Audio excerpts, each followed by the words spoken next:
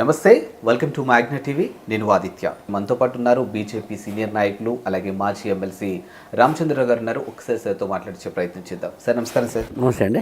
Sir, ప్రస్తుతం తెలంగాణ రాజకీయాలు ప్రతిపక్షం అధికార పక్షం ఒకరినొకరు సంధించుకోవడం కానీ ఒకరినొకరు మాటల తూటాలుగా పేల్చుకుంటూ రాజకీయాలు చాలా హీటు మీద ఉండడంలో సందేహమే లేదు, చాలా స్పష్టంగా తెలుస్తోంది.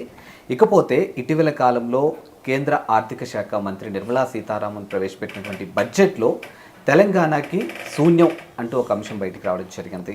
మరి దీనిపై మీ కామెంట్ ఏంటి? అసలు ఇది అర్థ లేనిటువంటి ఆరోపణ. ఈ ఆరోపణ ఎందుకు చేస్తున్నారు అనేది ఒక వివేకవంతమైనటువంటి ఏ వ్యక్తి కూడా చేయడు. రాజకీయాల్లో అనుభవం ఉన్నవాళ్ళు కూడా ఇటువంటి ఒక ఆరోపణ చేస్తున్నారంటే అది అవివేకం అనాలా, లేకుంటే కావాలని ప్రజల్ని తప్పుదారి పట్టిస్తున్నారని ఆలోచించాలి. ఏ బడ్జెట్లో కూడా ఒక స్టేట్ సెంట్రిక్ ఉండదు, ఇది national budget. For example road వేస్కు ఒక 10 లక్షల కోట్లు అలాట్ చేశారనుకోండి. ఆ 10 లక్షల కోట్లు ఎక్కడ పెడతారు చెప్పండి? అంటే దేశం అంతా పెడతారు. ఈరోజు తెలంగాణకు 12 జాతీయ రహదారులు వచ్చినాయి, అవి దాంట్లో ఉంటాయి కదా. ఒకటి. రెండోది అగ్రికల్చర్కు ఇంకో 10 లక్షల కోట్లు పెట్టారు. అగ్రికల్చర్ పెట్టినట్టు మొత్తం 10 లక్షలు తీసుకొని ఉత్తరప్రదేశ్లో పెడతారా, లేక పంజాబ్లో పెడతారా, ఇంకెక్కడ పెడతారా? దేశవ్యాప్తంగా దాన్ని as per the population basis కానీ వాళ్ళ standards of procedures, operative procedure దాని ప్రకారం చేస్తారు. ఈ విధమైనటువంటి ఆలోచన ఎందుకు వస్తుందంటే ఈ బడ్జెట్ మీద మీకు వేరే విమర్శ చేయలేక ఈ విమర్శ చేస్తున్నారు. సామాన్యంగా బడ్జెట్లో ఏంటంటే అది లోటు బడ్జెట్ అనో, ఇన్ఫ్లేషన్ పెన్షనో అదనో. కానీ ఈసారి బడ్జెట్ ఏంటంటే చాలా peoples friendly budget, middle class friendly budget, మీకు శాలరీ క్లాస్ ఫ్రెండ్లీ బడ్జెట్. ఎవ్వరు కూడా ఏ సెక్షన్స్ కూడా దీన్ని మనం యాంటాగనైజ్ చేసినట్టు లేకుంటే 100% ఎవరిని మనం సాటిస్ఫై చేయలేము, అది వేరే మాట. కానీ ఈ బడ్జెట్ 90% ఆఫ్ ది సొసైటీని ఒక రకమైనటువంటి ఒక సాటిస్ఫాక్షన్ లెవెల్ తీసుకొచ్చింది. తర్వాత ఇన్వెస్ట్మెంట్, ఎంప్లాయ్మెంట్ జనరేషన్ కూడా make in India, stand up India, దాంట్లో ముద్రా లోన్స్, దాంట్లో మొత్తం డబులింగ్ అయినాయి. దాదాపు ఇప్పుడు వచ్చిన 8 లక్షల మంది ఉమెన్కు స్టార్టప్ ఇండియాలో వారికి వచ్చిన స్టాండప్ ఇండియాలో వారికి వచ్చినటువంటి ఒక ఏదైతే లాస్ట్ టైం ఉమెన్ ఎంపవర్మెంట్ కింద ఉమెన్ ఎంటర్ప్రైజ్ చేస్తే దాన్ని మళ్ళీ డబుల్ చేశారు. అంటే 16 లక్షలు ఇప్పుడు అయితే మళ్ళీ ఇప్పుడు అట్లా ఉపాధి పెరుగుతున్నది, మీకు ఉద్యోగ అవకాశాలు పెరుగుతున్నాయి. ఈ రకమైనటువంటి ఒక 12 లక్షలు శాలరీ క్లాస్కు ఊరట వచ్చింది ఇన్కమ్ ట్యాక్స్లో. ఇవన్నీ దీని మీద క్రిటిసిజం చేయాలి. కానీ మా తెలంగాణకు శూన్యం. మీరు తెలంగాణ బడ్జెట్ పెట్టినప్పుడు 33 జిల్లాల పేర్లు మెన్షన్ చేస్తారా? ఆ రోజు హైదరాబాద్ వాసిగా నేను అడుగుతున్నాను, మా హైదరాబాద్కు ఏమి ఇచ్చింది బడ్జెట్? శూన్యం అంట. మీరు చూడండి, బడ్జెట్ శూన్యమే ఉంటుంది. నల్గొండలో కూడా శూన్యం వస్తుంది, మహబూబ్నగర్ శూన్యం వస్తుంది. ఏదైనా 2-3 ప్రాజెక్టులు ఎక్కడైనా వరంగల్లో అక్కడ పెట్టుంటే దాన్ని మెన్షన్ చేస్తారు. కానీ మొత్తం 33 జిల్లాల గురించి మెన్షన్ చేయరు. కాబట్టి మీరు ఒకవేళ 33 జిల్లాలకు బడ్జెట్ మీరు పెడుతున్నారు, ప్రస్తావన వస్తుంది అని అంటే చెప్పండి. నెక్స్ట్ బడ్జెట్లో కూడా మీ తెలంగాణకు కానీ అన్ని రాష్ట్రాలు కానీ వచ్చేట్టు మేము చేస్తాం. అంటే పేరు మెన్షన్ అయ్యేటట్టు. వాళ్ళ పేరు మెన్షన్ కాలేదు, శూన్యం అంటుంది. ఏం శూన్యం కాదు. తెలంగాణకు ఇవ్వాల్సింది ఇస్తున్నాము, తెలంగాణకు ఇవ్వాల్సి ఇస్తాము. ప్రజలు కూడా గతంలో టీఆర్ఎస్ పార్టీ ఇదే ఆరోపణ చేసింది. అయినా కూడా టీఆర్ఎస్ పార్టీకి మన పార్లమెంట్లో ఒక సీటు కూడా రాకుండా పోయింది. అంటే ప్రజల్ని వీళ్ళని నమ్మట్లేదు, ప్రజలు వీళ్ళని విశ్వసించట్లేదు అనేది స్పష్టమవుతుంది. ఓకే. అండ్ ప్రస్తుతానికి తెలంగాణలో ఒక హాట్ టాపిక్ ఏదైనా ఉంది అంటే కులగణన. సో ఈ కులగణన సర్వే సరిగా జరగలేదని, మరి బీసీలకి అన్యాయం జరిగిందంటూ ఈరోజు బీఆర్ఎస్ వాళ్ళు మాట్లాడుతున్నటువంటి తీరు కూడా చూస్తూనే ఉన్నాం. మరి దీనిపై అసలు మీ పార్టీ నుంచి ఎలాంటి కామెంట్స్ వస్తున్నాయి? ఒక్కటండి, కులగణనకు బీజేపీ ఎప్పుడు వ్యతిరేకం కాదు. దాన్ని కులగణనని, కులాలని రాజకీయకరం చేసేయడానికి మేము వ్యతిరేకం. Okay. You cannot politicise caste, you go for caste sensor. కానీ మీరు దేనికోసం క్యాస్ట్ సెన్సర్ పెడుతున్నారు ఒకసారి మేము అడుగుతున్నాం. ఈరోజు స్కీమ్స్ వాళ్ళ దగ్గర పోవట్లేదా? మీరే పెట్టింది స్కీమ్సే కదా. ఎంతమంది బీసీని అనుభవిస్తున్నారు, ఎంతమంది ఎస్సీని మీ దగ్గర లేదా? రికార్డ్ లేదా? డాటా లేదా? ఉంది కదా. మళ్ళీ ఏంది కొత్త రాజకీయం? ఒకటి. రెండోది, సరే మీరు కులగణన చేశారు, 42% 50% ఒక క్యాస్ట్కి వచ్చింది అనుకోండి. మీరు 42.6 ఏదో ఉన్నది. మీరు ఎంతవరకు వాళ్ళకు ఏం స్కీమ్స్ పెట్టా చెప్పండి. ఇంతమంది పర్సెంటేజ్ ఉన్నాయి, ఇంతమంది స్కీమ్ పెడతాం. మళ్ళీ చివరికి మీరు దీన్ని తీసుకుపోయి మళ్ళీ పార్లమెంట్లో పడేస్తారు మీరు తెలుసుకోండి. You don't have any responsibility. మీరు ఏం చేస్తారు, మళ్ళీ బీజేపీ గవర్నమెంట్ పడేసి మీరే తేల్చుకోండి అంటే పార్లమెంటు మీరే తెలుసుకొని అంటారు. బికాజ్ ఇవన్నీ మళ్ళీ కాన్స్టిట్యూషన్ అమెండ్మెంట్ కావాలి కదా అని చెప్పేసి మీరు చేయలేరు. మేము చేసేటప్పుడు మీరు చేస్తున్నారు. నేను చెప్తున్నాను, ఈరోజు నరేంద్ర మోదీ గారు వచ్చిన తర్వాత 10% ఈబీసీ రిజర్వేషన్ ఇచ్చారు. ఏ ఒక్క బీసీ కానీ ఎస్సీ కానీ ఎస్టీ కానీ రిజర్వేషన్లో ఎవరికి కూడా నష్టం జరగలేదు. కాన్స్టిట్యూషన్ అమెండ్మెంట్ చేసి ఇది బై అండ్ అబోవ్ దాంట్లో తీసుకొని వచ్చి దాన్ని 10%తో చేశారు. సుప్రీంకోర్టు కూడా దాన్ని ఓకే అనేది. ఇప్పుడు మీరు ఇక్కడ రిజర్వేషన్ పాలసీ మీద మీరు 42% ఏదో అంటారు. లాస్ట్ టైం టీఆర్ఎస్ పార్టీ ఇదే అన్నది, మేము 50%, 42%. కానీ సుప్రీంకోర్టు క్యాప్ వల్ల ఏమైంది, 32%, 36%కు ఆగిపోయింది. ఇప్పుడు అట్నే అవుతుంది కదా. మీరు మన సుప్రీంకోర్టు జడ్జిమెంట్ మీకు అడ్డం ఉంది కదా, మీరు ఎవరు చెవిలో పువ్వు పెడతారు, మీ ఇష్టం అని చెప్తారా మీరు? చెప్పండి. మరి అదే మీకు అడ్డం వస్తుంది లోకల్ బాడీ ఎలక్షన్స్ రిజర్వేషన్స్లో. నేనేమంటున్నానంటే మీరు స్కీమ్స్ తీసుకురండి. ఈ స్కీమ్స్ బీసీ రిజర్వేషన్లో బీసీ యొక్క పాపులేషన్లో ఇంత పర్సెంటేజ్ ఉన్నది, వాళ్ళకి ఈ బెనిఫిట్ మేము ఇస్తామో అని చెప్పండి. ఆ బెనిఫిట్ ఏం మాట్లాడరు. మీ కులగన్న గతంలో టీఆర్ఎస్ పార్టీ కూడా చేసింది కదా, వాళ్ళు రాజకీయంగా వాడుకున్నారు స్కీమ్స్ మీద, దాని మీద ఏ స్కీమ్కి ఎవరు పోతే బాగుంటుంది అది ఇదని చెప్పేసి. ఇప్పుడు వీళ్ళు సేమ్ అదే చేస్తున్నారు. సాలిడ్గా ఇది లాభం ఉంటుంది. నేను నా దగ్గరికి పేరు చెప్పకూడదు కానీ ఒక బీసీ కమిషన్ మెంబర్ ఒక వచ్చారు, ఏదో చిన్న లీగల్ కన్సల్టెన్సీ వచ్చారు. నేను ఒక మాట అడిగాను, సార్ బీసీ క్యాస్ట్ సెన్సెస్ వలన మీరు ఏమేమి బెనిఫిట్ చేయగలుగుతారు ఒక్కసారి చెప్పండి సార్ అన్న. Is not telling what benefit it will be given. వాళ్ళకే క్లారిటీ లేదు, ప్రభుత్వానికి క్లారిటీ లేదు, బీసీ కమిషన్ క్లారిటీ లేదు, హూ ఆర్ ఎంబీసీస్ కూడా క్లారిటీ, ఎంబీసీలు కూడా ఏం తీసుకురావాలి, ఎంబీసీలో క్లారిటీ లేదు. మరి దేనికి ఫైట్ చేస్తున్నారు? నేను అదే అంటున్నాను, దీన్ని పొలిటికల్గా అందరినీ తక్కువ బీసీల మీద వీళ్ళకి ప్రేమ కన్నా మాకు ఎక్కువ ఉన్నది ప్రేమ అండి. మా ప్రధానమంత్రి ప్రేమ బీసీ, మా ప్రధానమంత్రి గారి ఒక క్యాబినెట్లో బీసీస్ ఎక్కువ ఉన్నారు, మా ప్రధానమంత్రి చేసినటువంటి ఒక మా ఎమ్మెల్యేలు ఎక్కువ మంది బీసీలు ఉన్నారు, హైయెస్ట్ నెంబర్ ఆఫ్ ఎస్సీస్ మా దగ్గర ఉన్నారు, హైయెస్ట్ నెంబర్ ఆఫ్ బీసీస్ మా దగ్గర ఉన్నారు. మీరేంది ఇప్పుడు దాన్ని రాజకీయం చేయడానికి క్యాస్ట్ సెన్సస్, ఈ క్యాస్ట్ సెన్సస్ చేసి మీరు what is the benefit which you are going to give them అని ఒక మాట చెప్పండి అని చెప్తున్నాను. Today they place in assembly. Okay, ఈ మాట చెప్పారా? చెప్పలే. ఇంత దాంట్లో 10% ముస్లిమ్స్ ఉన్నారు అంటే రేపు ఇదే పేరు మీద 10% ముస్లిం రిజర్వేషన్ చేస్తామని చెప్తారు వీళ్ళు. అందుకనే నేనేమంటున్నా, ఈ క్యాస్ట్ సెన్సెస్కి మేము వ్యతిరేకం కాదని చెప్పుకుంటూ క్యాస్ట్ సెన్సెస్ని మీరు పొలిటిసైజ్ చేయడాన్ని మేము వ్యతిరేకిస్తాము. Okay, that is what our stand is. అంటే ఇప్పుడు క్యాస్ట్కి మీరు వ్యతిరేకం కాదని మీరు మాట్లాడుతున్నారు. మీ పార్టీ గురించి బయట నుంచి వస్తున్నటువంటి కొన్ని ఆరోపణలు నేను చెప్తాను. అంటే కింద కామెంట్ రూపంలో కానీ కొన్ని ఓపెన్గానే వస్తున్నాయి. బీజేపీ కేవలం మత రాజకీయాలు చేస్తుందని వాళ్ళు అంటూ ఉంటారు. మరి వాళ్ళకేం చెప్తారు? మత రాజకీయాలు ఎవరు చేయట్లేదు చెప్పండి. అంటే హిందువులకి మాత్రమే. నేనేమంటా మత రాజకీయాలు చేసేది ఎవరని చెప్తాను. నేను చేయట్లేదు, మేము చేయట్లేదు. మీరు చూడండి, ఇప్పుడు కుంభమేళా జరుగుతుంది, పోయేటోళ్ళు పోతున్నారు, వచ్చేటోళ్ళు వస్తున్నారు, పోని వాళ్ళు పోవట్లేదు, ఎవరేం మాట్లాడలేదు. మల్లికార్జున ఖర్గే అవసరమా? దాంట్లో డిప్పు కొట్టగానే మీకు అది వస్తుందా ఇది వస్తుందా అని చెప్పేసి అంత హిందువులని అవమానపరిచేటువంటి భాష మాట్లాడింది ఎవరు? మల్లికార్జున ఖర్గే. మళ్ళీ దానికి రియాక్షన్ ఉండదా? ఓకే, ఇక్కడ మత రాజకీయం తీసుకొచ్చింది ఎవరు? Mallikarjuna Kharge, the Congress great leader. అయిపోయిందా? రామ్ జన్మభూమి విషయంలో మీరు కట్టలేరు, మీరు కట్టరు, మీరు రాముడే అంటారు, మీరు ఓన్లీ పొలిటికల్గా వాడుతున్నారు అని అంటారు. మరి రామ్ జన్మభూమి కట్టిన తర్వాత ఆయన మాట్లాడుతున్నారు. రామ్ జన్మభూమి కట్టిన తర్వాత, టెంపుల్ కట్టిన తర్వాత ఇప్పుడు వీళ్ళ దగ్గర ఆన్సర్ ఏముంది? అది చేస్తారా, మీరు అట్లా చేస్తారా, మీరు ఓన్లీ వాళ్ళనే పిలిచారు, ఈ కులపోళ్ళని పిలిచారు, ఆ కులపోళ్ళని పిలిచారని చెప్పి మాట్లాడే మాటలు వీళ్ళు. ఈరోజు వాళ్ళకి తెలియదు రామ్ జన్మభూమి దగ్గర ఉన్నటువంటి ఏ కులాలు అన్ని, ఈవెన్ ముస్లిమ్స్ కూడా రాముడు భక్తులు ఉన్నారు అక్కడ. కానీ తీసుకువచ్చింది కాంగ్రెస్ పార్టీ. మొత్తం దేశంలో కమ్యూనల్ ఇష్యూస్, కమ్యూనల్ పాలిటిక్స్ చేస్తున్నదే కాంగ్రెస్ పార్టీ. తర్వాత ఇండియా అలయన్సెస్ ఈ ఓట్ బ్యాంక్ పాలిటిక్స్ కోసం బంగ్లాదేశ్ నుంచి అక్కడి నుంచి వచ్చినటువంటి ఒక ఏదైతే చొరబాటుదారు ఉన్నారో ఇన్ఫిల్ట్రేటర్స్, వాళ్ళందరినీ మేమైతే వాళ్ళకు ఇల్లీగల్గా ఇక్కడ ఉండడానికి వీలు లేదు అని చెప్తున్నాం. మీరు ఏదంటే సిటిజన్స్ అమెండ్మెంట్ యాక్ట్లో మీరు సిటిజన్షిప్ అప్లై చేసుకోండి, మీకు వాళ్ళ దాంట్లో ఫిట్. కానీ మీరేంది వాళ్ళకి ఆధార్ కార్డులు ఇచ్చి, ఓటర్ కార్డులు ఇచ్చి, హైదరాబాద్లో 10,000 పైన రోహింగ్యాలు ఉన్నారు ఇక్కడ. వాళ్ళకి ఆధార్ కార్డు, మన ఓటింగ్ కార్డులు ఇవన్నీ ఇచ్చేసి మొత్తం ఫెసిలిటీ ఇచ్చేసి మన దేశం సత్రం కాదు.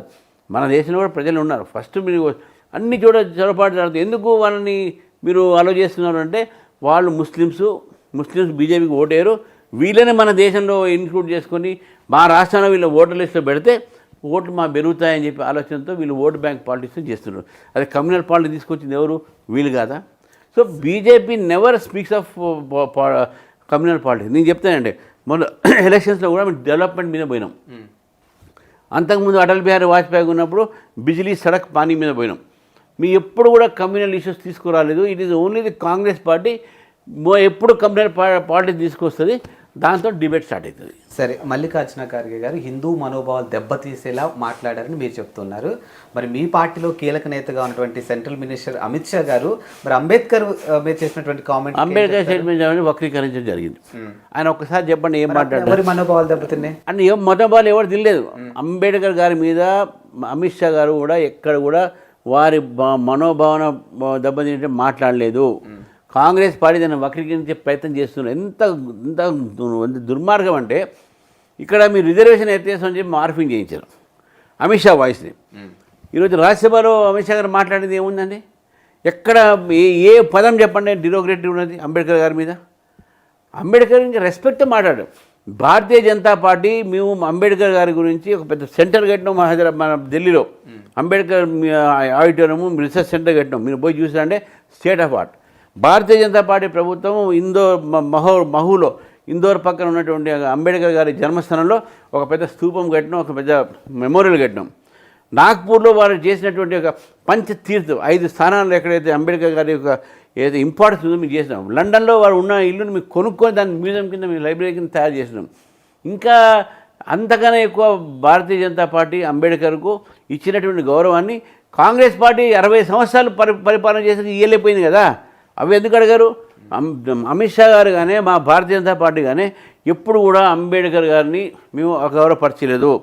ఈరోజు కూడా భారతీయ జనతా పార్టీకు అంబేద్కర్ గారు అంటే మాకు ఒక ఆదర్శము. మేము వారిని ఒక దళిత లీడర్ కింద మేము చూడం. Is our national leader. వారి జాతీయ నాయకులు, అందరి నాయకులు ఆయన. మీరు why do you make him small man? అంటే ఆయన రాసినవన్నింటిని కూడా తగలబెట్టాలి అనే వర్డ్ ఎందుకు వచ్చింది మరి? అట్లా కాంటెక్స్ట్ అందే నేను అంటున్నాను. మీరు సెలెక్టివ్ వర్డ్స్ తీసుకోవద్దు. ఆయన ముందు మాట్లాడింది దాని తర్వాత మాట్లాడింది చూసుకోవాలి.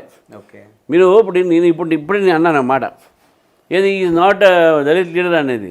అదొక్కటే మీరు పెడితే ఏమొస్తుంది చూడండి. మీరు ఈ is not a Dalit leader but is all national leader, ఈ బిలాంగ్స్ టు ఆల్ అని నేను మాట ఇది మీరు కట్ చేశారనుకోండి, అప్పుడు అదొక్కటే మీరు చూపెడతారు. That is known as selection of the speech. అది కూడా అమిత్ షా గారి విషయంలో కూడా ఓన్లీ సెలెక్టివ్ లైన్ పట్టుకొని దే ఆర్ మేకింగ్ ఆల్ హల్లాగుల్లా. అసలు ఏమి మా అమిత్ షా గారు అటువంటి ఒక మా పొలిటికల్ స్ట్రాటజిస్టు, మాకున్నటువంటి ఒక great one of the best home minister, best మా స్ట్రాటజిస్టు, వారు ఎప్పుడు ఈ తప్పుడు మాట్లాడరు. వారిని బద్నాం చేయడానికి, పార్టీని బద్నాం చేయడానికి ఇటువంటి ప్రయత్నం చేస్తారు. అండ్ బీజేపీ వాళ్ళు మనుధర్మ శాస్త్రాన్ని తీసుకురాబోతున్నారు అనేది, మనుధర్మ శాస్త్రం కూడా వాళ్ళకి నచ్చినట్టుగా రాసుకోబోతున్నారు అనేది కూడా వినిపిస్తుంది. మరి దీనిపై అసలు ఏమంటారు? నిజంగా అసలు ఏం జరుగుతుంది? మా దగ్గర రాసేటోళ్ళు ఎవరు లేరండి. మన శాస్త్రం రాసినోళ్ళు ఎవరు రాసిండో అది అయిపోయింది. దాన్ని కూడా ఇంటర్ప్రిటేషన్లో రకరకాల ఇంటర్ప్రిటేషన్ చేసి, ఇప్పుడు నేను అడ్వకేట్ని కాబట్టి నేను చెప్తాను. అవును, ఏమనంటే ఒక క్రిమినల్ కేసులో కానీ, ఒక కాన్స్టిట్యూషనల్ కేసులో కానీ ఇంటర్ప్రిటేషన్ అది లా అంటాం. దాన్ని ఏ విధంగా మీరు దాన్ని అర్థం చేసుకుంటారు, దాన్ని ఏ విధంగా మీరు బయటకు అర్థం చేస్తారు, ఇంటర్ప్రిటేషన్ అంటారు. ఆ ఇంటర్ప్రిటేషన్ అనేది ఇంపార్టెంట్. మీరు ఒక మంచిది కూడా మీరు బ్యాడ్గా ఇంటర్ప్రిట్ చేయొచ్చు, ఒక చెడును కూడా గుడ్గా ఇంటర్ప్రిట్ చేయొచ్చు. వీళ్ళందరూ కూడా ఏంటంటే ఇంటర్ప్రిటేషన్స్ అన్నీ కూడా రాంగ్ ఇంటర్ప్రిటేషన్స్తోని అసలు ఇంటర్ప్రిటేషన్ మర్చిపోయి రాంగ్ ఇంటర్ప్రిటేషన్ పబ్లిక్లో పెడుతున్నాం. ఎప్పుడు లేని కాంట్రవర్సీ ఈ మను దీని మీద అయితేంది, ఇంకేది మన రకరకాలైనటువంటి ఒక రావణాసుడు, సౌత్లో నరకాసుడు, అది వీళ్ళేమా దేవుళ్ళు, వీళ్ళేమా ఇదని చెప్పేసుకుంటే ఎప్పుడు గతం లేదు ఇవన్నీ. ఇప్పుడు ఎందుకు తీసుకొస్తున్నారు? ఒక కొత్త నేరేషన్ క్రియేట్ చేయాలని, సొసైటీని డివైడ్ చేయాలని. మీరు భారతదేశంలో డివైడ్ చేసే బ్రేకింగ్ ఇండియాలో పార్ట్ ఇవంతా కూడా.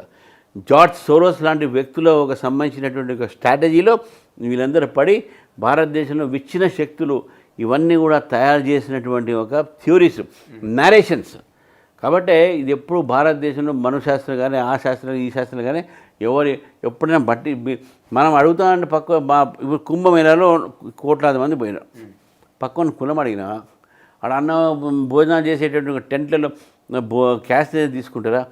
అందరూ ఒక ఒక ఒక ఏకదాటిగా యాజ్ ఎ నేషన్ ఒక రాష్ట్రం కింద అక్కడ పోయారు, దేశం కింద పోయారు. ఒక ఒక కంట్రీలో ఉన్నటువంటి ఒక కల్చర్ని అక్కడ మనం నిమ్మడానికి పోయినటువంటి వ్యక్తులు there is no caste, no religion, no reason. అటువంటి కుంభమేళాని మీరు దాన్ని అప్రిషియేట్ చేయాలి. అది భారతీయ సంస్కృతి. ఈ నేరేషన్స్ ఏదో ఉన్నాయో మనుస్మృతినో అదనో ఇదనో ఇవి మోడర్న్ డేస్లో అర్బన్ నక్సల్స్, ఆ ఇంటలెక్చువల్స్, వాళ్ళకి సంబంధించిన లెఫ్టిస్ట్ ఇంటలెక్చువల్స్ వీళ్ళు తీసుకొచ్చిన narration. Hinduism or Hindu thoughts are never divisive, they are all unifying thoughts. ఈ డివిజివ్ థాట్స్ అన్నీ కూడా ఇవన్నీ వీళ్ళు విచ్ఛిన్నకరణ శక్తులని కూడా హిందూ ఒక మతాన్ని, హిందూ ఒక పుస్తకాలని, హిందూ ఒక కోడ్స్ని, హిందూ ఒక రిచువల్స్ని ఒక అప్రత్యక్షపాలు చేసేటువంటి ప్రయత్నాలు చేస్తున్నారు. కాబట్టి అది వాళ్ళ ప్లాన్, వాళ్ళ కాన్స్పిరసీ. దీంట్లో ముఖ్యంగా జార్జ్ సోరోస్ లాంటి వ్యక్తులు, అర్బన్ నక్సల్స్ వాళ్ళు, కొంతమంది ఫిలాసఫర్స్, యూనివర్సిటీస్లో చేసే leftist so called thinkers, leftist teachers, leftist చేసి ఒక భావన క్రియేట్ చేసే భావన ఇవన్నీ కూడా దేశాన్ని ముక్కలుగా చేసేటువంటి, ఈ దేశాన్ని ఒకటే నమ్మకుండా మీ India is a multi nation అనేటటువంటి థియరీని తీసుకొచ్చి ఈ రకమైనటువంటి థియరీని ముందు పెడతా ఉన్నారు. Yes, coming to Telangana politics. ఇప్పుడు తెలంగాణ పాలిటిక్స్లో ప్రతి ఒక్క పార్టీ కూడా, అంటే అధికార పక్షం అవ్వచ్చు, ప్రతిపక్షం అవ్వచ్చు, ప్రతి ఒక్కరు కూడా బీసీలకి పెద్దపీఠం వేస్తున్నామని, బీసీలకి హయ్యెస్ట్ పొజిషన్ కల్పిస్తున్న ప్రతి ఒక్కరు మాట్లాడుతూ ఉన్నారు. బట్ కాంగ్రెస్లో చూసుకుంటే హయ్యెస్ట్ ఆఫ్ ద అంటే ఓసీలు వాళ్ళు మాత్రమే ఎక్కువగా ఉన్నారని, ఇటు బీజేపీ నుంచి చూసుకున్నా, బీఆర్ఎస్ నుంచి చూసుకున్నా కానీ అంటే ఎక్కడ బీసీలకి మీరు పెద్దపీట వేసిందని ప్రతి ఒక్కరు కూడా ప్రశ్నిస్తూ ఉన్నారు. మరి ఏం చెప్తారు? ఇప్పుడు బీఆర్ఎస్ కాంగ్రెస్ ఏం చేస్తుంది దాని మీద మాట్లాడా, కానీ భారతీయ జనతా పార్టీ మాత్రం ఈరోజు ఉన్నటువంటి ఒక రాజకీయ పరిస్థితులు ఇప్పుడు కాదు ఎప్పటికైనా సరే మా పార్టీలో ఫస్ట్ నుంచి కూడా బీసీసే ఆధిపత్యం ఉన్నది.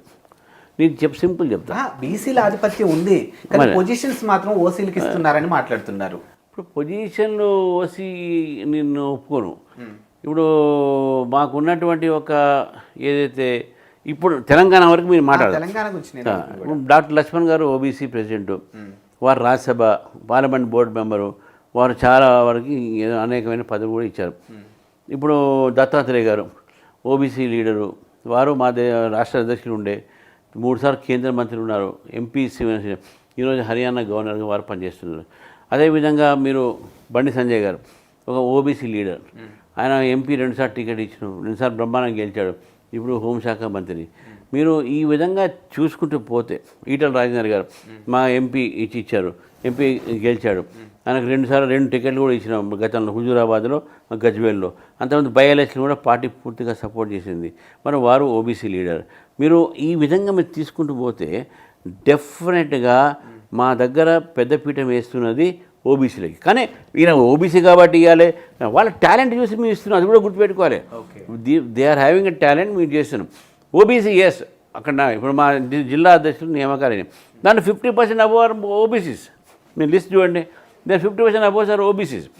కాబట్టి ఓబీసీలకు పెద్దపీఠం వేయాలని మేము మాటలు చెప్పడం కాదు, మీ చేతలతో చూపెడుతున్నాం. వాళ్ళని చెప్తా ఉన్నాను ఈరోజు కాంగ్రెస్ పార్టీ, బీఆర్ఎస్ పార్టీ, ఏ పార్టీ అయినా సరే, మీరు బీసీలకు ఏం చేశారంటే మీరు చేయలేదు. మీరంతా ఫ్యామిలీ పార్టీస్, మీరంతా ఒక పార్టీ. ఇంత మాట్లాడుతున్న కాంగ్రెస్ పార్టీ చెప్పండి, వారు ఆల్ ఇండియాలో ఇంకా నెహ్రూ ఫ్యామిలీ, గాంధీ ఫ్యామిలీ కిందనే వాళ్ళు పడి ఉన్నారు కదా, వాళ్ళ చేతిలోనే ఉంది కదా మొత్తం రాజకీయం అంతగా. మళ్ళీ ఎందుకు మాట్లాడారు, వాళ్ళ చేతిలో ఎందుకు ఉన్నదని చెప్పేసి మా బీసీలకి ఎందుకు మాట్లాడారు అక్కడ, ఇక్కడ ఎందుకు మాట్లాడుతున్నారు మీరు? You ask your central leadership to give leadership from Gandhi family to an BC family. ఇయ్యరు. బీఆర్ఎస్ పార్టీని అడగండి, అదే మీరు ఇంకో పార్టీ రీజనల్ పార్టీని అడగండి, వాళ్ళు మాత్రం వాళ్ళ కుటుంబం పెట్టుకుంటారు, బయట మాత్రం అంతా ఈ రాజకీయాలు చేస్తారు. కానీ BJP is the only party. Time వస్తే వాళ్ళని కూడా అడుగుతాం, మాకు ఇంటర్వ్యూస్ టైం ఇస్తే లేదు. మీరు అడగడం, మీరు ఇప్పుడు అడగడం కాదు, మీరు అడుగుతారం కాదు, నేనది సమాజం కూడా అడగాలి. They should see what is happening. మీరు చెప్పంగానే కాదు కదా. ఈరోజు కాంగ్రెస్ పార్టీ చాలా కాలర్ల పైకి తీసుకొని మేము బీసీ గణగణన చేశాము, జనగణన చేశాము అన్నారు. ఎస్ చేశారు, బీసీలకు న్యాయం చేయాలని అంటున్నారు. నేషనల్ పార్టీ మీది పైన లీడర్షిప్ బీసీలకు ఇవ్వండి. గాంధీ ఫ్యామిలీని తీసుకుని బీసీ ఫ్యామిలీకి ఇవ్వండి, ఇవ్వలేరు. లేరు. ఇది ఓన్లీ మాటలు, రాజకీయాలు మాత్రమే. కేవలం డివిజివ్ పాలిటిక్స్ కోసం ఇవన్నీ చేస్తున్నారని చెప్పి మీకు చెప్తా ఉన్నాం. అండ్ రానున్న రోజుల్లో ఇదే Telangana BJP president position BC వాళ్ళకి మేము ఎక్స్పెక్ట్ చేయొచ్చా? బీసీ అది బీసీ ఎక్స్పెక్ట్ చేయొచ్చు, ఎస్సీకి ఎఫ్సీ చేయొచ్చు, ఏదైనా కాదు. కానీ బీసీ సీఎం అనౌన్స్ చేసి మేమే కదా. దానికి ఇప్పుడు organization is different, government is different. మీకు పొజిషన్స్ ఆర్ డిఫరెంట్. మీ గవర్నమెంటల్ పొజిషన్ ఇంతకుముందు చెప్పినంత గవర్నమెంటల్ పొజిషన్స్, ఎంపీ అయితే ఏంది, గవర్నర్ అయితే ఏంది, మినిస్టర్ అయితే ఏంది, ఇవన్నీ కూడా గవర్నమెంటల్ పొజిషన్. పార్టీ ఇంటూ మా పార్టీలో మేము చేస్తున్నటువంటి ఒక ఏదైతే ఉందో దానికి ఎవరికైనా ఇవ్వచ్చు. బీసీకి ఇవ్వచ్చు, ఎస్సీకి ఇవ్వచ్చు, ఎఫ్సీకి ఇవ్వచ్చు, ఇంకెవరికైనా ఇవ్వచ్చు. పని తీరు బట్టి అదే లీడ్ చేయాలి to party for in construction of our structure. మా పార్టీని, కార్యకర్తల్ని, వాళ్ళని పార్టీ కార్యక్రమం ముందు తీసుకుపోవడానికి అది ఎవరికైనా తీసుకోవచ్చు. ఎవరు కులం లేనోడికి ఇచ్చుకుంటాం, కులం ఉన్నోడికి ఇచ్చుకుంటాం. తక్కువ కులం అనేటువంటి మా దగ్గర లేదు, తక్కువ ఎక్కువ కులాలు లేవు మా దగ్గర. మేము కార్యకర్తగానే చూస్తాం, లీడర్గా చూస్తాం. వాళ్ళే మా పార్టీని లీడ్ చేసుకుని ముందు తీసుకుపోతారు. కానీ సోషల్ ఈక్వాలిటీ వచ్చినప్పుడు, సోషల్ జస్టిస్ వచ్చినప్పుడు డెఫినెట్గా ఇవన్నీ కూడా చూస్తాము. గవర్నమెంటల్ పొజిషన్స్లో మీ పొజిషన్ చూస్తాం. ఎమ్మెల్యేలు ఎంతమందికి మేము బీసీలకు ఇచ్చినాం. ఇవాళ మా ఎమ్మెల్యే లిస్ట్ తీయండి. పాయల్ శంకర్ గారు ఏంది, రామారావు పవార్ గారు ఏంది, రాజాసింగ్ గారు ఏంది, ఇప్పుడు 8 మంది ఎమ్మెల్యేస్ మాకు. అట్లా చూడాలి మీరు. బీజేపీ స్టేట్ ప్రెసిడెంట్ లేకుంటే బీజేపీ జనరల్ సెక్రటరీ ఎవరో, ఆల్ ఇండియా ప్రెసిడెంట్ ఎవరు, అట్లా చూడొద్దు మీరు. అట్లా అంటే నేను ఇంతకుముందు చెప్పినట్టు మళ్ళీ కాంగ్రెస్ పార్టీ ఎవరు, బీఆర్ఎస్ పార్టీ ఎవరు, అవన్నీ వస్తాయి. వాళ్ళ కులాలు, వాళ్ళ మతాలు తీయాల్సి వస్తుంది అప్పుడు మనం. అండ్ మొన్న జరిగినటువంటి వరంగల్లో బీసీ యుద్ధభేరి సభలో ఒక ఎమ్మెల్సీగా ఉన్నటువంటి తీర్మాన్ మల్లన్న మాట్లాడినటువంటి తీరు మీరు కూడా చూసే ఉంటారు. మరి ఒక ఎమ్మెల్సీ అంటే ఒక మాజీ ఎమ్మెల్సీగా దానిపై అసలు మీ కామెంట్ ఏంటి ఆయన మాట్లాడినటువంటి తీరుపై? ఇప్పుడు ఒక వ్యక్తి మీద నేను కామెంట్ చేయదలుచుకోలేదు. ఆ వ్యక్తి చేసిన కామెంట్ మీద వాళ్ళ పార్టీ చేయాలి. ఆల్రెడీ స్టార్ట్ అయింది అక్కడ కూడా. వాళ్ళ పార్టీ చేయాలి. అది వాళ్ళు అంటే వాళ్ళని సమర్థిస్తారా లేదా అనేది. ఎందుకంటే తీర్మానం వల్ల మాట్లాడి నేను కామెంట్ చేసి నేను ఆయనతోనే నేనేదో ఇప్పుడు కాదు. వాళ్ళ పార్టీ వాళ్ళు అక్కడ యాక్షన్ తీసుకోవాలి. వాళ్ళ పార్టీ వాళ్ళని అడగాలి, ఎందుకు చెప్పారు, ఏ సందర్భం చెప్పారు, వాళ్ళు అడగాలి. Internal matter. కానీ ఏదో నేను చెప్తున్నాను, సమాజాన్ని విచ్ఛిన్నం చేసేటటువంటి ఒక శక్తులు కానీ, వ్యక్తులు కానీ, ఇటువంటి ఒక మాటలతోని సమాజం విడిపోతుంది. అందరూ బాధ్యతగా ఉండాలి. ఒక ఎమ్మెల్యే, ఒక ఎమ్మెల్సీ, ఒక ఎంపీ బాధ్యతరహితమైనటువంటి మాటలు మాట్లాడద్దు, బాధ్యత గలమైనటువంటి మాటలు మాట్లాడాలి. మనం ఒక సోషల్ ఇంజనీర్స్. మనకు ఒక సమాజం మనకు అవకాశం ఇచ్చింది, ఒక మంచి పొజిషన్లో మనం మంచి ఒక సమాజాన్ని ముందు తీసుకుపోయి మాట్లాడాలి. కానీ రాజకీయాలు ఉంటాయి. మీ భావం మీకుంటుంది, నా భావాలు మాకుంటాయి, మీ ఆలోచన మీకుంటుంది, మా విధానాలు మాకుంటాయి. ఇది విధానాల మీద పోరాటం ఉండాలి. కానీ ఇటువంటి ఒక పోరాటాల ద్వారా సమాజం విచ్ఛిన్నం కాకూడదని చేసి నా వ్యక్తిగత అభిప్రాయం, నా పార్టీ అభిప్రాయం కూడా అదే. ఎస్, ఇక్కడ తెలంగాణలో మీరు ఒక ప్రతిపక్షంలో ఉన్నారు. ప్రతిపక్షం ఉన్నటువంటి బీఆర్ఎస్ నుంచి కానీ వాళ్ళ పార్టీ నుంచి మొన్న జరిగినటువంటి బీసీ పార్టీ ఆ మీటింగ్ దగ్గర నుంచి కూడా చూసుకుంటే తెలంగాణలో రెడ్ల రాజ్యం నడుస్తుందని చెప్పేసి చాలా కామెంట్స్ వస్తూ ఉన్నాయి. మరి మీకు అనిపించిందా ఇక్కడ అసలు? నేను ఇంతకుముందు చెప్పాను కదా, ఇప్పుడు రెడ్డి రాజ్యమా, కమ్మ రాజ్యమా, ఈ రాజ్యమా, బీసీ రాజ్యమా, దాని మీద మాట్లాడ. వాళ్ళ పార్టీ వాళ్ళు గెలిచారు, ఎవరికి ఇచ్చారు వాళ్ళ నిర్ణయం. మా పార్టీ వస్తే మా పార్టీ ఎవరికి ఇస్తాం ఏంది అనేది మేము ఇస్తాం. ఈ కుల రాజకీయాలు, ఈ మత రాజకీయాలతోనే వచ్చే బాధ్యత ఇది. ఒక మత రాజకీయాలు ఎంఐఎం నాకు ఇంతమంది 12% ముస్లిం ఓట్స్ నేను ఒక పార్టీకి సపోర్ట్ చేస్తాను అంటే ఇక ఆ పార్టీ మొత్తం పాలసీస్ అన్నీ వాళ్ళ అయిపోయి తీసుకుపోతుంది. ఏది కూడా ఇది చూడాలి. హిందూస్ డివైడ్ అయి ఉంటారు కాబట్టి హిందూస్కి ఏమి ఇవ్వకున్నా పర్వాలేదు, హిందూస్కి నష్టం చేసినా పర్వాలేదు, కాబట్టి మేము ఏదైనా చేసుకోవచ్చు అని చెప్పేసి వాళ్ళకు కొంత ఉంటుంది. నేనేమంటున్నా, ఈ రాజకీయాలు, కుల రాజకీయాల, మత రాజకీయాల్లో ఈ రెడ్డి రాజ్యమా, ఆ రాజ్యమా అనేది ఇది చాలా అది చూసేటప్పుడు వాళ్ళు విశ్లేషించుకున్నది వేరే మాట. కానీ దేశంలో ఇటువంటి ట్రెండ్ మంచిది కాదు. ఓకే, మన తెలంగాణకు అసలు మన తెలంగాణ కొత్త రాష్ట్రం, ఒక యాస్పిరేషనల్ స్టేట్ ఇది. మనకు ఒక ఆశయాలు ఉన్నాయి, మనకు ఆకాంక్షలు ఉన్నాయి. ఇవన్నీ కూడా ముందుకు తీసుకుపోవాలంటే కుల రాజకీయాలతోనే మనం ముందుకు పోలేము. ఇది మనం డెవలప్మెంట్ పాలిటిక్స్ తీసుకోవాలి. డెవలప్మెంట్ ఈజ్ అబౌవ్ క్యాస్ట్ అనే ఆలోచన తీసుకొని రావాలి.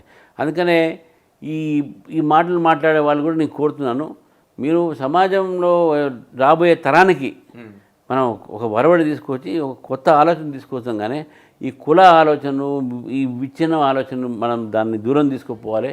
It is not good for country, not good for the state. ఎవరు కూడా అది మంచిది కాదు.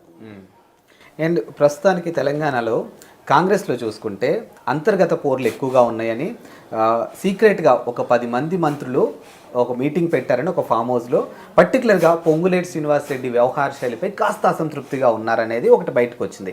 ఇప్పుడు దాన్ని అడ్వాంటేజ్గా ఇటు బీఆర్ఎస్ నుంచి కానీ ఇటు బీజేపీ నుంచి కానీ తీసుకోబోతున్నారని మీ పార్టీ ఎమ్మెల్యే ఈరోజు చేసినటువంటి కామెంట్ చూసుకుంటే, మేము అవిశ్వాస తీర్మానం పెట్టబోతున్నాం, ఖచ్చితంగా పెట్టే రోజులు వచ్చిన దగ్గరికి అవసరమైతే ఎంఐఎంను కూడా మేము కలుపుకుంటాము, బట్ కాంగ్రెస్ని మాత్రం గద్దె దించే ప్రయత్నమే ప్రధాన ఎజెండా అన్నట్టుగా మాట్లాడడం జరిగింది. నిజంగా జరుగుద్ది అంటారా? ఇప్పుడు వారి ఆలోచన ఏంటంటే కాంగ్రెస్ మీద అంత వ్యతిరేకం ఉన్నది, కాంగ్రెస్కు దింపాలనే ఆలోచన ప్రజల్లో వచ్చింది, అన్ని వర్గాల్లో వచ్చింది అని చెప్పేటటువంటి విధానం అది. ఓకే, ఇప్పుడు మీ అందరం కూడా కలిసి దింపుతాం అని అంటే సమాజం మొత్తం మీకు వ్యతిరేకం ఉంది, తెలంగాణ మీకు వ్యతిరేకం చెప్పడానికి అదొక రెటారిక్ టైప్లో చెప్పడం జరిగింది. అంటే అవసరమైతే కలుపుకుంటారు బీఆర్ఎస్ కలుపుకుంటూ అవసరమైతే మేము చెప్పినవి ఏంటంటే అక్కడ entire Telangana is against Congress party and every one wants Congress party step down. అంటే అందరూ కూడా కాంగ్రెస్ పార్టీ మీద వ్యతిరేకత ఉన్నది తెలంగాణలో, ఈ తెలంగాణ ప్రభుత్వం పోవాల్సి ఉందే అందరూ కోరుతున్నారు. అది ఎవరైనా కానీ ఏ వర్గమైనా కానీ అని చెప్పడానికి ఒక మార్గంగా మాట్లాడారు. ఆ సిచ్యువేషన్ వచ్చినప్పుడు ఏం చేయాలి అని అప్పుడు డిసైడ్ చేస్తాం. పార్టీ ఒక వ్యక్తి చెప్పినంత మాత్రం అదే డిసిషన్ కాదు కదా, ఇట్ ఈస్ ఎ సజెషన్, చూస్తాం అప్పుడు. ఓకే, అండ్ ఇప్పుడు తెలంగాణలో ఎమ్మెల్సీలకి ఎలక్షన్స్ హవా నడుస్తుంది, మీరు ఒక ఎమ్మెల్సీగా చేశారు, ఏంటి అసలు ఎలా ఉండబోతుంది? నేనే ఇన్ఛార్జ్ ఎమ్మెల్సీ, ఇప్పుడు అక్కడి నుంచి వస్తున్నాను, నల్గొండ నుంచి వస్తున్నాను, నేనంతా కరీంనగర్ పోయాను. ఈ మూడిట్లో కూడా నేను ఇంతమంది మనం మాట్లాడినట్టు మొత్తం వ్యతిరేకత గాలి ఉంది కాంగ్రెస్కు. వాళ్లకు బీఆర్ఎస్ మీద నమ్మకం పోయింది, ఎందుకంటే మన పార్లమెంట్ ఎలక్షన్స్లో బీజేపీ మొత్తం 8 సీట్లు గెలిచింది, బీఆర్ఎస్ 1 సీట్ కూడా రాలేదు. తెలంగాణ ప్రజల్లో బీజేపీని ప్రత్యామ్నాయంగా చూస్తున్నారు. కాబట్టి ఈ 3 సీట్లు, 2 ఉపాధ్యాయ సీట్లు, 1 గ్రాడ్యుయేట్స్, ఈ పట్టభద్రతలు 3 కూడా బీజేపీ 100% గెలుస్తుందని చెప్పి నాకు పూర్తి నమ్మకం. నేనే ఇన్ఛార్జ్ కాబట్టి తిరుగుతున్నాను కాబట్టి ప్రజల్లో చాలా ఫేవరబుల్ అట్మాస్ఫియర్ ఉంది బీజేపీ పక్షాన. అన్న మొన్న బడ్జెట్ అయితే ప్రవేశపెట్టారో దాంతో టీచర్స్ చాలా హ్యాపీగా ఉన్నారు.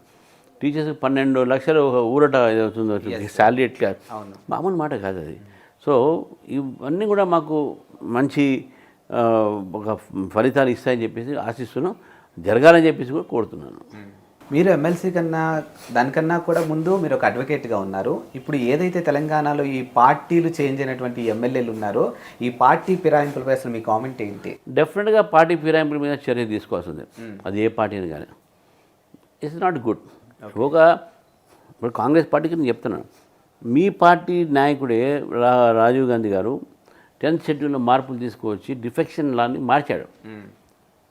ఆయారాం గయారాంను తగ్గించేసి 2/3 అయితే మార్చాలి, అవి డిఫెక్షన్స్కు మాత్రమే ఉన్నది. ఈ మాస్ డిఫెక్షను, ఇండివిజువల్ డిఫెక్షన్స్ అనేటటువంటి దానికి స్టాప్ చేయాలని చెప్పి ఆలోచన రాజీవ్ గాంధీ కాదు కదా, మరి ఆ పార్టీ దీన్ని ప్రోత్సహిస్తుంది. ఇప్పుడు చట్టంలో కొన్ని రుసుకులతోని కొన్ని పార్టీలు చేసేసి, మా పార్టీలు కూడా ఎక్కడైనా చూసి జాయిన్ అయ్యి ఉండొచ్చు, మా పార్టీ బయటికి పోయి ఉండొచ్చు వేరే రాష్ట్రాల్లో అక్కడ. కానీ నేను ఏమంటున్నా అంటే డిఫెక్షన్ ఈజ్ నాట్ గుడ్. ఒక పార్టీ సింబల్ మీద గెలిచి ఆ పార్టీ సింబల్ నేను మళ్ళీ నీకు పార్టీ సస్పెండ్ చేస్తే వేరే మాట, మీరు ఆ పార్టీలో ఏం కారణాలు లేకుండా వేరే పార్టీకి పోతాం, ఏమైనా అధికారం కోసం పోతే ప్రజలను మోసం చేశాడు. మీకు ప్రజలు ఒక పార్టీ సింబల్ మీద గెలిపించారంటే మీరు అపోజిషన్లో ఉండడమో లేకుంటే రూలింగ్లో ఉండాలని ఆ ప్రాంత ప్రజలు నిర్ణయించారు. ఫర్ ఎగ్జాంపుల్ మల్కాజ్గిరి నుంచి నేను గెలిచాను అంటే వారు ఏమంటారు, you have been selected by BJP to be as an opposition member, not as ruling member. అది నీ రోలు. నీకు అది ఇచ్చినప్పుడు నువ్వు మళ్ళీ రూలింగ్ పార్టీ ఎట్లా పోతావు? Why are going to ruling party? నీ స్వార్థం కోసం పోతావు అంటే మీ అన్న ఓట్లు నీకు వేసినది, మా ఓట్లను నువ్వు ధిక్కరిస్తావా అనే ఆలోచన వస్తుంది. కాబట్టి defection cannot be encouraged. Defection నువ్వు చేయాలంటే పార్టీ మారాలంటే రిజైన్ చేయి, రిజైన్ చేసి మళ్ళీ నువ్వు పోటీ చేయి, గెలు రా. అంతేగానే నేను ఒక పార్టీని గెలిచి ఇంకో పార్టీలో పోతా. చాలా ఘోరం ఏంటంటే ఒక పార్టీలో గెలిచి ఆ కంటిన్యూ అవుతూ 3 నెలలకే పార్లమెంట్లో వేరే సీమల మీద పోటీ చేసేటటువంటి ఒక పరిస్థితులు మనం చూసినాం రాష్ట్రంలో. ఇక అంతకన్నా మన ఒక ప్రజాస్వామ్యాన్ని ఇంకా హాస్యపరమైనటువంటి ఇంకేముంటుంది. ఇది హాస్యపరమైనటువంటి ఒక సిచ్యువేషన్స్ ఇవి. గెలిచింది కారు మీద పోటీ చేసేది ఇచ్చి మన నెక్స్ట్ చేయి మీద దాంట్లోనే కొనసాగుతూ దీంట్లో అసలు స్పీకర్ కూడా ఇంత ఘోరంగా అంటే టీఆర్ఎస్ పార్టీ కూడా స్పీకర్ అట్నే వ్యవహరించారు, ఇక్కడ స్పీకర్లు వ్యవహరించారు. Speaker is the constitutional post. నువ్వు పార్టీలకు అతీతంగా ఉండాలి. ఇది కాన్స్టిట్యూషన్ మీరు పక్కదారి పెట్టించేసి రాజకీయాలని మీరు తీసుకొని వచ్చి స్పీకర్ పోస్ట్ కూడా వాల్యూ లేకుండా చేస్తున్నారనే విషయాన్ని ఈరోజు ప్రజలు మాట్లాడుకుంటున్నారు. Yes, coming to central politics, నిన్నటితో ఢిల్లీ ఈ అంటే ఏదైతే ప్రచారం అనేది ముగిసింది. సో 5th ఎలక్షన్స్ ఉన్నాయి అండ్ 8th రిజల్ట్ రాబోతుంది. మరి అక్కడ కూడా బీజేపీకి ఆప్కి మధ్య గట్టి పోటీ ఉండబోతుంది. సో ఎలా ఉండబోతుంది అసలు అక్కడ? నేను ఢిల్లీ ఎలక్షన్ పోలేదు. నాకు కూడా ఈ ప్రసార సాధనాల వల్లనే ఉన్నటువంటి సమాచారం ప్రకారం ఈసారి ఢిల్లీ బీజేపీ కైవసం చేసుకుంటుంది. మన పార్లమెంట్ కూడా బ్రహ్మాండమైన సీట్లు వచ్చినాయి, అన్ని సీట్లు బీజేపీ గెలిచింది. ఈసారి కూడా మొత్తం ఢిల్లీలో కేజ్రీవాల్ ఏ ఒక ఎజెండాతోనైతే రాజకీయాలు వచ్చాడు ఆ ఎజెండా పక్కే పెట్టాడు. ఆయన ఏమన్నాడు, నాకు గన్మెన్లు అవసరం లేదు, నాకు సెక్యూరిటీ అవసరం లేదు అన్నాడు. ఇప్పుడు సెక్యూరిటీతో తిరుగుతున్నాడు. నాకు గవర్నమెంట్ క్వార్టర్ వద్దన్నాడు. పెద్ద శీష్మైన కట్టించుకో రాజమహల్ కొన్ని 200 కోట్లతో ఎంతో కట్టించాడు. అట్లా ఆయన మాట్లాడింది ఒకటి చేసేవాడు. నేను అవినీతి రహితమైన పరిపాలన తీసుకొస్తాను. లిక్కర్ స్కామ్ లాంటి స్కామ్లు కూర్చొని వాళ్ళ మంత్రులే జైల్లో ఉన్నారు. మొన్న రిలీజ్ అయ్యారు వీళ్ళందరూ ఈ ఎలక్షన్స్ కోసం. ఈయన కూడా జైలుకి పోయి వచ్చినాడే. అంటే ముఖ్యంగా మన తెలుగు స్టేట్లలో జైలుకి వెళ్ళి వచ్చిన ప్రతి ఒక్కరు కూడా సీఎం అయ్యారు. మరి ఇప్పుడు అది అక్కడ వర్కౌట్ అయిద్దంటారా? నేనేమంటున్నా, ఏ స్టేట్లోనా సీఎంలు జైలుకి పోవడం అది వేరే మాట. వారు ఏదైతే జైలు జానా ఒక దేశభక్తి చిన్న హ్యాన్ అయిపోయింది వీళ్ళందరికీ. దేంట్లో పోయినా ఎవరు చూడట్లేదు. సిబిఐ కేసులో పోయినరా, ఈడీ కేసులో పోయినరా, ఇంకా దొంగతనం కేసులో పోయినరా అనేది వాళ్ళు. ఇవన్నీ అన్ఫార్చునేట్ ట్రెండ్స్ ఇన్ డెమోక్రసీ. అది కానీ హెడ్ అనే వ్యక్తి జైలుకు పోతే నువ్వు ఇక్కడ అక్కడ పోయిన తర్వాత ఏం చేస్తుండో అతను స్టూక్ని పెడుతున్నాడు. అంటే ఆయన కట్టుపోతలేదు అని ఏమంటారు, పప్పెట్ ఆయన పెడుతున్నారు. తోలుబొమ్మ ఆటలో ఒక తోలుబొమ్మను పెడుతున్నారు. ఇప్పుడు ఇక్కడ బీహార్లో నితీష్ కుమార్ జైలు పోగానే వాళ్ళ భార్యని పెట్టినాం తోలుబొమ్మ. ఇక్కడ మీరు ఇక్కడ ఏది ఢిల్లీలో ఆతిషిని పెట్టినాం, ఆమె తోలుబొమ్మ. ఎవరికి వాళ్ళ డిసిషన్ తీసుకోవాలి, మళ్ళీ డిసిషన్ వీళ్ళే తీసుకోవాలి. ఈ రకమైనటువంటి చాలా చోట జరిగినాయి. జైలుకి పోతే పక్కకు పోతే వేరే వాళ్ళని తీసుకొచ్చి తోలుబొమ్మని పెడతారు. మన అక్కడ తమిళనాడులో అట్నే అయింది. అక్కడ పోయి ఆ పార్టీ విడిపోయింది. ఈ రాజకీయాల్లో నేనేమంటున్నా అంటే జైలుకి పోయినటువంటి ప్రతి వ్యక్తి హానెస్టీ వాల్యూ బేస్డ్ పాలిటిక్స్ చేయాలంటే అతను మళ్ళీ క్లీన్ అయ్యే వరకు యూ షుడ్ నాట్ కాంటాక్ట్. నేను ఒక చిన్న ఎగ్జాంపుల్ చేద్దాం. భారతీయ జనతా పార్టీ నేత ఎల్కే అద్వానీ గారి మీద హవాలా కేసు ఒకటి అయింది. అంటే మీకు గుర్తుందో లేదో. హవాలా కేసు అయితే హవాలా ఎల్కే అద్వానీ గారు ఎమ్మటే పార్టీకి రిజైన్ అంటే ఎంపీ రిజైన్ చేశాడు. రిజైన్ చేసి నేను మళ్ళీ క్రిమినల్ కేసు నుంచి క్లీన్ చిట్ ఇస్తేనే మళ్ళీ నేను రాజకీయాలకు వస్తానని చెప్పాడు. 1 year తర్వాత క్లీన్ చిట్ వచ్చింది. అప్పుడు గాంధీనగర్ సీటు అప్పుడు విజయ్ పటేల్ అనే ఒక ఎంపీ ఉండే. ఆ విజయ్ పటేల్ రిజైన్ చేసి ఆ గాంధీనగర్ సీటు మళ్ళీ అద్వానీ గారు పోటీ చేసి మళ్ళీ రాజకీయాలు వచ్చారు. ఇది వాల్యూ. ఒక్క ఓటు కొనుక్కొని నేను నా అధికారాన్ని నేను కాపాడగలుగుతుండే, కానీ నేను చేయలేదు.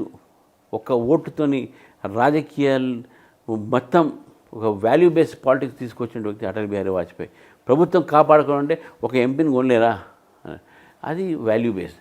ఈ వాల్యూస్ ఇప్పుడు ఎక్కడ పోయినాయి? ఇది రాజకీయాలు రాబోయే తరానికి కానీ ఈ ప్రజాస్వామ్యం కానీ ఇది బతకాలంటే, దేశం మంచి పేరు రావాలంటే, బతకాలంటే, దేశంలో ప్రజాస్వామ్యం బతకాలంటే వాల్యూ బేస్డ్ పాలిటిక్స్ ఉన్నాయి. ఈ డిఫెక్షన్స్ ఇవన్నీ కాదు, ఇవన్నీ unfortunate incidents in democracy. And మొన్న జరిగినటువంటి మహారాష్ట్ర ఎలక్షన్స్లో భాగంగా కూటమి అంటే ఏదైతే ఎన్డీఏ కూటమిలో ఉన్నారో కూటమిలో భాగంగా పవన్ కళ్యాణ్ గారి యొక్క ప్రచారం అక్కడ బాగా ప్లస్ అయిందని, ఆయన ఏదైతే 4 ప్రాంతాలు పర్యటించారో అక్కడ బంపర్ మెజారిటీ బీజేపీ గెలవడం జరిగింది. ఇప్పుడు ఇక్కడ చంద్రబాబు నాయుడు గారు కూడా ప్రచారానికి వెళ్ళడం జరిగింది. మరి వీళ్ళు ఎంతవరకు ప్లస్ అవుతున్నారు మీకు? ఇప్పుడు డెఫినెట్గా ఒక లీడర్ అతనికి ఫాలోయింగ్, ఇప్పుడు ఈయన సినిమా యాక్టర్, ఒక ఫాలోయింగ్. ఆ ఫాలోయింగ్ వచ్చి అక్కడ ఆల్రెడీ ఒక వాతావరణం ఉన్నది, ప్రభుత్వం మీద ఫేవరబుల్ వాతావరణం ఒకటి ఉన్నది. తర్వాత అపోజిషన్ మీద, శివసేన మీద, దాని మీద వ్యతిరేక భావన. దాన్ని ట్రిగర్ చేసి పవన్ కళ్యాణ్ గారు దాన్ని ఒక కన్సాలిడేట్ చేసి ఓట్లు ఇచ్చిన ఘనత డెఫినెట్గా వారి యొక్క రాకతోని. అనేక కారణాలు ఉంటాయి గెలుపుకు, ఓటమికి అనేది కారణాలు ఉంటాయి, గెలుపుకు అనేక కారణాలు ఉంటాయి. ఆ గెలుపులో వారు కూడా కారణం ఒకటి. రెండోది, చంద్రబాబు నాయుడు గారు ఈరోజు కూడా తెలుగు రాష్ట్రాల్లో చంద్రబాబు నాయుడు ఒక ఇంపాక్ట్ఫుల్ లీడర్, ప్రభావం ఉంటుంది. తెలుగుదేశం ఈరోజు తెలంగాణలో లేకపోవచ్చు, కానీ చంద్రబాబు నాయుడుకు ఈ ప్రభావం పడేటటువంటి ఓటర్స్ చాలామంది ఉంటారు. And is respected leader. చాలా రిఫార్మ్స్ తీసుకొచ్చారు. ఈరోజు ఆ రోజు అటల్ బిహారీ వాజ్పేయి గారు ప్రధానమంత్రి ఉన్నప్పుడు చంద్రబాబు నాయుడు గారు ముఖ్యమంత్రి ఇక్కడ ఉంటే ఇద్దరు కలిసి హైదరాబాద్ ఫేస్ని మార్చారు. అది గుర్తుపెట్టుకోవాలి మనం. సైబర్ సిటీ ఏదో వచ్చింది ఇప్పుడు, అదేదైతే మనం అందరం కూడా చూస్తున్నాం, IT sector revolution, cyber tower, Atal Bihari Vajpayee గారు దాన్ని ఇనాగ్రేట్ చేశారు. గచ్చిబౌలి స్టేడియం అటల్ బిహారీ వాజ్పేయి గారు వచ్చి చేశారు. అంటే ఆఫ్రో ఏషియన్ గేమ్స్ అక్కడ జరపడం జరిగింది. ఇప్పుడు సిటీని ఒక రూపం మార్చినటువంటి ఒక వ్యక్తి Hyderabad. If it is there, it is NDA గవర్నమెంట్లో అప్పుడు చంద్రబాబు నాయుడు గారు వారు మొత్తం అటల్ బిహారీ వాజ్పేయి గారు సపోర్ట్తోని హైదరాబాద్ స్వరూపం మార్చారు. ఇది మర్చిపోదాము. డెఫినెట్గా వారి ఇంపాక్ట్ ఉంటుంది ఇక్కడ క్యాంపెయిన్ చేస్తే. అది. And coming to Telangana politics, ప్రస్తుతం తెలంగాణలో కాంగ్రెస్ సర్కార్ అధికారంలో ఉంది. కాంగ్రెస్ సర్కార్ అధికారంలోకి రాకముందు ఏవైతే 6 గ్యారెంటీలు చెప్పి అధికారంలోకి వచ్చారో, ఇప్పుడు 6 గ్యారెంటీల మీద ప్రశ్నించేది బీజేపీ నుంచి రఘునందన్ రావు గారు ఉన్నారు, బీజేపీ నుంచి చాలామంది ప్రశ్నిస్తూ ఉన్నారు. ఇప్పుడు ఇదే బీజేపీని కాంగ్రెస్ వాళ్ళు కూడా ప్రశ్నిస్తూ ఉన్నారు.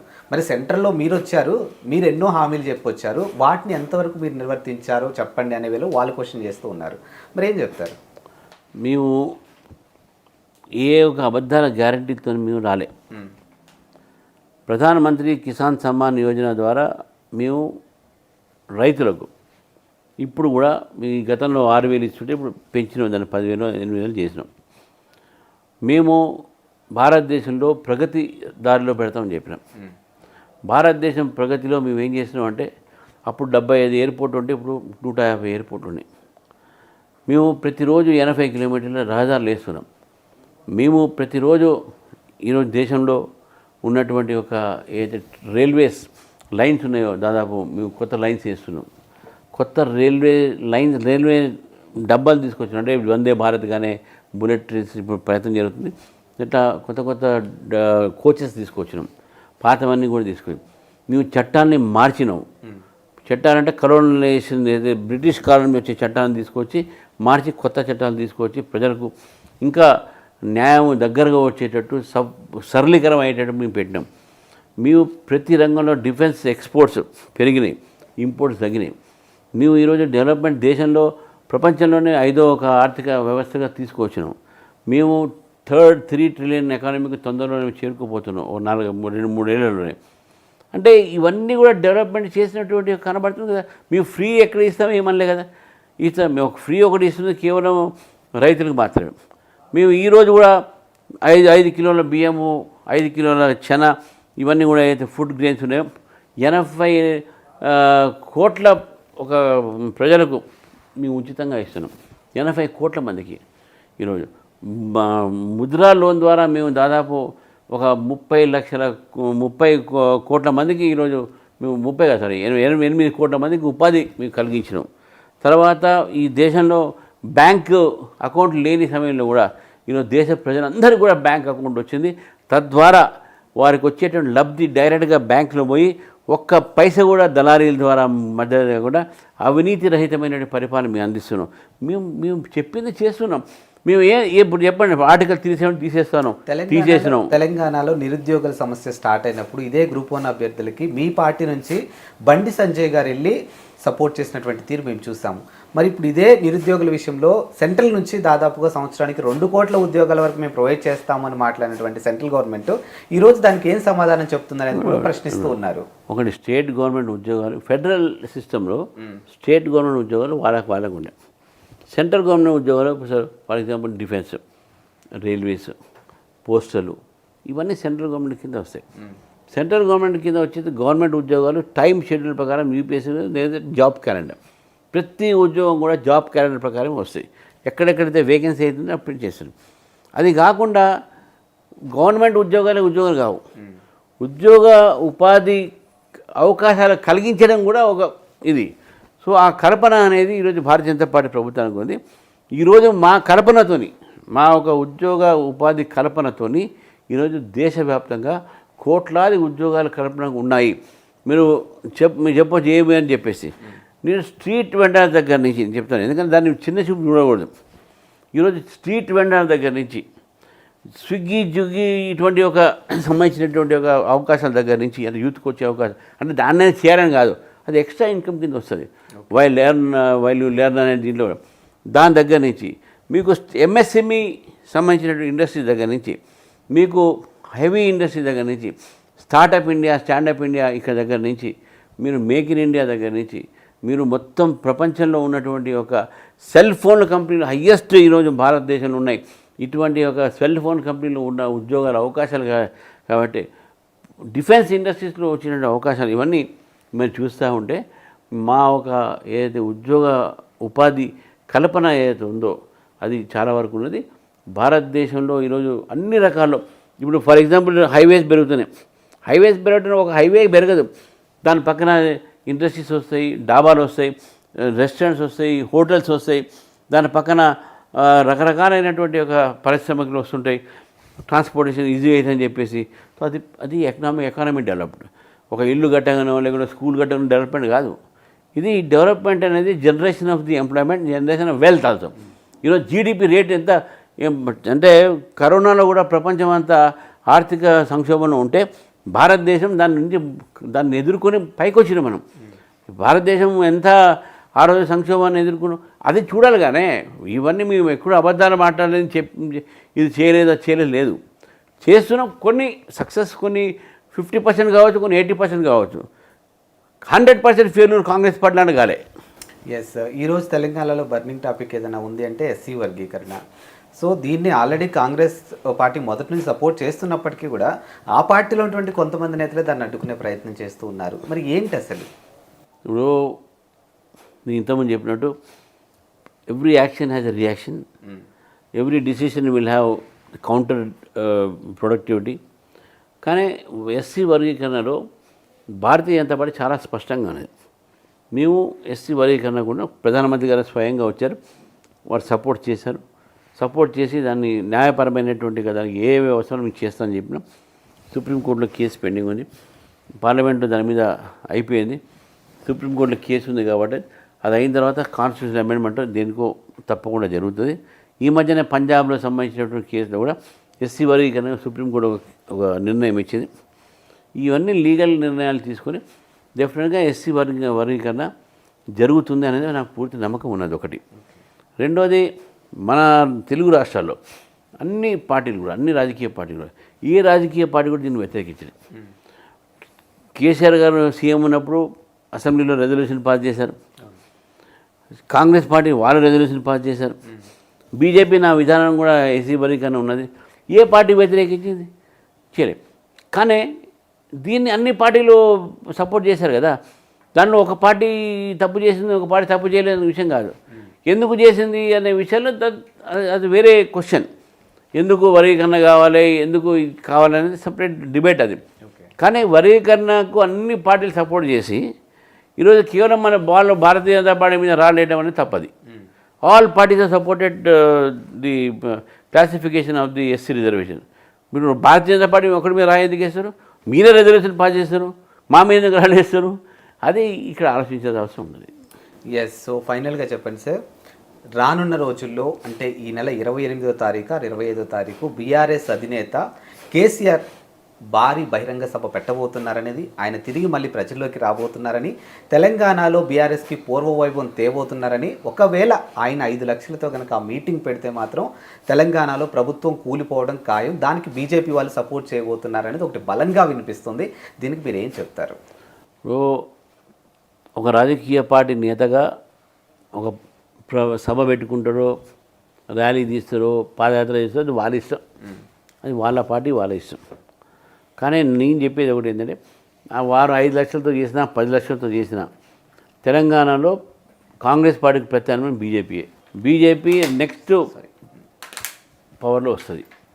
అండ్ టీఆర్ఎస్ ఎంత ప్రయత్నం చేసినా కూడా ప్రజలు ఇంకా ఆ పార్టీని నమ్మరు, ప్రజలు దానికి దూరం ఉంటుంది. తర్వాత బీజేపీ మాకు ఎవరితో కలవాల్సిన అవసరం లేదు, మేమే తెలంగాణ ప్రత్యామ్నాయం అయినప్పుడు ఈ కాంగ్రెస్ పార్టీని గద్దె దింపేది BJP will fight against Congress and BRS రెండు కూడా వాళ్ళిద్దరు ఏ టీం బీ టీం నేను ఇప్పుడు చెప్తున్నాను. ఎందుకనంటే వాళ్ళిద్దరు బీజేపీని పెరగకుండా చేసే ప్రయత్నంలో వాళ్ళొక భాగం ఈరోజు. కాబట్టే BJP is holding alternative Telangana. KCR గారు వచ్చినా, కేటీఆర్ గారు వచ్చినా, బయటకు వచ్చినా, వాళ్ళు బయటికి ఫామ్ హౌస్ నుంచే బయటకు వచ్చినాం కదా, ఎక్కడి నుంచో రాలే కదా. మనం ఎంత చేసినా కూడా people have seen Congress, people have seen TRS, and people are going to see BJP now in next rule. అది మనం గుర్తుపెట్టుకోవాలి. ఓకే.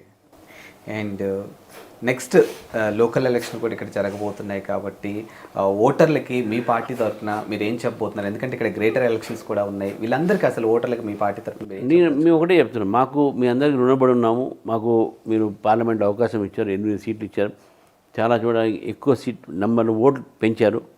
ఈసారి లోకల్ బాడీస్లో కూడా బీజేపీకి ఓటేసి కేంద్ర ప్రభుత్వం నుంచి రావాల్సినటువంటి స్థానిక సంస్థలకు వచ్చే నిధుల్ని డైరెక్ట్గా మనం స్థానిక సంస్థలకు తీసుకువచ్చి మనం ఒక గ్రామాలని, మున్సిపాలిటీస్ని దీన్ని డెవలప్ చేసుకుందాం. దానికి బీజేపీకి మీరు సపోర్ట్ చేయండి, తప్పకుండా బీజేపీ మీతో ఉంటుందని ఒకటి చెప్తూ, ఈ స్థానిక ఎన్నికల్లో బీజేపీకి సపోర్ట్ చేస్తే మీరు భారతీయ జనతా పార్టీ రాబోయే రోజుల్లో ఈ యొక్క తెలంగాణని బంగారు తెలంగాణ మార్చే దిశలో మేమంతా కలిసిపోతాము. ఈసారి లోకల్ బాడీ ఎలక్షన్లో బీజేపీ గెలిపించినట్టయితే నెక్స్ట్ అసెంబ్లీ ఎలక్షన్లో బీజేపీ గెలుస్తుంది, బీజేపీ అధికారం వస్తుంది. కాబట్టి సెంటర్ నుంచి వచ్చేటటువంటి ఒక డైరెక్ట్గా ఏదైతే లోకల్ బాడీ ఎలక్షన్స్కు 72, 73 సవరణ ఏదైతే ఉందో దాని రాజ్యాంగం ప్రకారం దాని ద్వారా లోకల్ బాడీస్ని స్ట్రెంథన్ చేస్తాము, డెవలప్ చేస్తాము. ప్రజల్ని వారికి ఒక సంబంధించినటువంటి ఒక అవసరాలని మేము తీర్చే ప్రయత్నం చేస్తామని చెప్పి తెలియజేస్తున్నాను. వాల్యుబుల్ టైం మాకు ఇచ్చినందుకు thank you sir. Thank you so much. అందరికీ నమస్కారం. మ్యాగ్నా టీవీ ఒక యూట్యూబ్ ఛానల్, మంచి వార్తలతో, మంచి ఇంటర్వ్యూస్తో, మంచి కార్యక్రమాలతో ప్రజల ముందు వస్తున్నది.